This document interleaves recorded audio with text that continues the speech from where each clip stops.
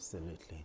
All right, gentlemen, let's move straight to our next conversation. Economic reforms often come with resistance, especially from individuals and groups believed to be benefiting from the old system and financial loopholes. President Bola Tinubu now says some of those affected by his administration's policies are behind attempts to destabilize the country. The president alleged that beneficiaries of fuel subsidy and foreign exchange round-tripping are fueling terrorism and other forms of insecurity because of the removal of fuel subsidy and the unification of foreign exchange market. Okay, BQ, the president saying that subsidy beneficiaries are terrorism backers. That's a serious allegation. How valid is this claim? There are many people who hate the president because of the policies that he has initiated. Yes. So many people are making money off this subsidy scam. And it is on record that even the son of a former chairman of PDP was put on trial and eventually jailed for this. Subsidy. So many big people were involved. Now, if somebody comes into office and they are feeding bottle, it takes away. They are not going to see him as a hero. True. They are going to see him as somebody that they have to stop. Because they've been used to feeding off this subsidy scam. Yes. At the expense of the rest of us. These people who collect subsidy payouts and they will divert product to neighboring countries where it gets sold in the black market. Sometimes on the IC, they will sell them. And they will prepare documentation showing that it got to its destination, its final destination, which is Nigeria. So there are so many things that they've done, you know, to kind of impoverish our country, to render our country prostrate. But now somebody has come and said, no, this subsidy scam has to go. Similarly, we have previous regimes supported the idea of Forex subsidy, whereby we had different windows, different Forex windows. You had exchange rates, for people going to school abroad. We had exchange rates for those who want to buy pharmaceuticals. You know, we had a different exchange rate for those who want to go for Hajj or even Christian pilgrimage. So all kinds of windows. And people would take money that has been given to them at official rates and take it to black market to sell, where they will now make tons of cash. So this is what is called arbitrage. Yes. And what encouraged it was the fact that we had a big gap between the official and the unofficial market. Where this happens, it encourages arbitrage. It encourages people to make money without working for it. I think it was the former CBN governor that said some people will just cross their legs in their gardens. They will bring money to them at official rates to go and change. That's one way to turn people to millionaires. Millionaires. And it happened. During previous administrations, Jonathan, Buhari, it happened. People will just go collect the dollars at official rates and then take it to the black market to sell. Because the difference was huge. It was huge. So the opportunity to make money was there. So when you bridge the gap, there's no incentive anymore True. Today, when people need foreign exchange, through the CBN, they will get their thing. Through their banks, they will get their thing. You don't need to know the CBN somebody government. or, You don't need to press buttons here and there. You don't need to call one man wearing flowing agbada and say, come and intervene for me. I need foreign exchange. My son is going to school. You know? So we've dealt with that foreign exchange problem in a very commendable way. And some of us didn't believe that this CBN governor will go far. Okay. But in terms of his handling of the foreign exchange market and even our monetary policies generally, it's done very well. It's done very, very well. And we can see our currencies getting stronger. There's even a report today that the Naira has done very well, better than previous years against the pound sterling. Okay. Yes. So it's a work in progress.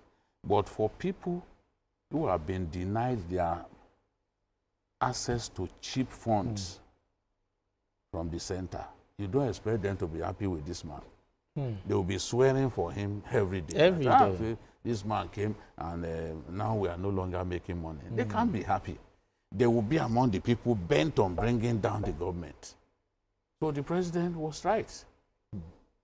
And they will be among the people funneling money to coupists, funneling money to bandits, because now somehow people believe that they can use insecurity to push this man out of power. Okay. They've used that gambit in the past. They used it against Jonathan. So they believe that, okay, let us use it against this time. Why do we always have an escalation of insecurity as we're approaching? All right, then. All right, BK, we are now joining a live broadcast from Yola, where the Adamawa State, where the APC set to announce the results of the state governorship primary election.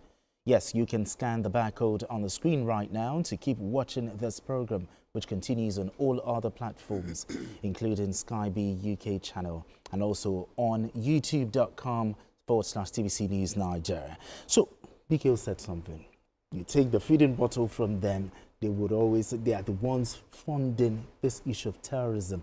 But if subsidy beneficiaries are indeed pulling the country down, why can't we go after them then? Well, I think before the president can come out boldly to assert that they must have evidence to show that these people, naturally, like he said, they will protest. They will resist any change. People who are benefiting or making the economy of any particular country, they will resist any change. I could remember when he was governor of Lagos State, when he tried to stop the scam in the revenue generation, when he computerized the revenue generation system of Lagos State. Some people, some civil servants are not happy about it because they just go to the tax office. If your tax is 20,000, they will say bring 5,000 naira, and that money will not get into the pocket of the government. It is happening on all sectors of the Nigerian economy. But what I think we should also do is that we have to acknowledge one thing, whether you like it or not. This man has traded his political capital for the sake of Nigeria. If he wanted to be popular, he will continue along that path, and we will continue living in food paradise. We will believe that our country is okay, whereas we are it takes courage for someone to do this. He has traded his political capital by doing what is right at the right time. So, though it has been so painful, but whether we like it or not, I believe Nigeria has turned the corner already, because we now have a stabilized currency. Okay. Do you know that people, even under the false pretense of sending their children to school, they will collect dollar from the central bank and funnel the money to some other things, round tripping. Not only round tripping, they will use the money for some other purposes. When they import goods into Nigeria or export goods out of Nigeria, they will not bring it back through the normal channel. They will use it to fund some other things. When you see people importing ammunition into Nigeria through land borders, where did they get the money from? The money they are supposed to have channeled into Nigerian central bank that will make our naira powerful. He channeled into some of that. So the president has done right. If he had not done that thing within the 1 week of his taking over power, it would have been very difficult for him. It is painful. But look, we have to stop living pretending that all is well with Nigeria. As far as I'm concerned, this is the present. This is the present state of our naira, and the value of your naira is dependent on what you can export out of the country. Yes, people can compare it to 1979. But what was our population in 1979? Compared to now? We were selling about 2 million barrels per day in 1979, and our population was not more than 50 million. So we had enough to do, to sell in the international market. But now we are about 220 million in population. We are selling below 2 million barrels per day. The same money that we are using to fund our resources. So he has done the right thing, and it's very painful, yes, but he has to do it. Now, looking at these reforms of the president, put forward by the president, how sustainable are these reforms?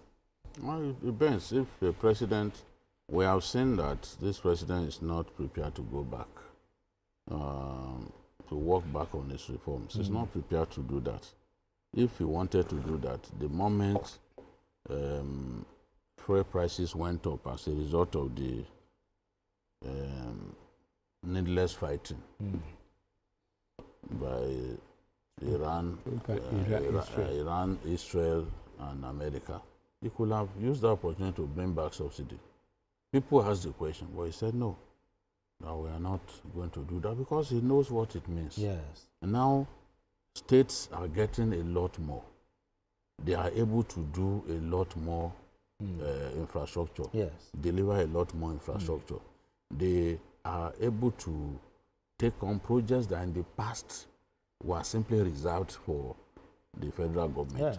When you go to Delta now, the kind of bridge that you see in Eforum, in the past, it's federal government that can do such projects.